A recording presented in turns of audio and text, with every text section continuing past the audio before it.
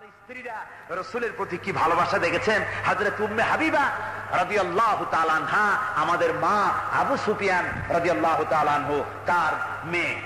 তার কাছে আবু সুফিয়ান তখনও কাফের, সেই কুফরি হালতে মেয়ের ঘরে গিয়েছেন। যাওয়ার পরে হযরত উম্মে হাবিবা বাপ যখন বসতে গিয়েছেন, তখন উম্মে হাবিবা বলছেন যে আব্বা একটু দাঁড়ান। এই অবস্থায় দাঁড়াতে বলে বিছানাটা উল্টায়া দিয়া তারপরে বললেন যে বসেন। বাপ মনে খুব দুঃখ পেলেন। আবু সুফিয়ান বললেন, মা উম্মে হাবিবা, আমি তোমার পিতা, ভালো একটা বিছানা থাকলে তাই বিছায় দেওয়া উচিত ছিল, আর তুমি বিছানাটা উঠাইয়া তারপরে আমার খালি জায়গায় বসতে বললা, আমি তোমার ব্যবহারে আহত হলাম। হযরত উম্মে হাবিবা বলেন, আব্বা জান, নিশ্চয়ই আপনি আমার আব্বা, শ্রদ্ধেয় পিতা, কোনো সন্দেহ এতে নাই, কিন্তু আপনি একজন কাফের। আল্লাহর রাসূল যে বিছানায় বসেন, সেই বিছানা আমি একটা কাফেরকে বসতে দিতে পারি না। সুবহানাল্লাহ।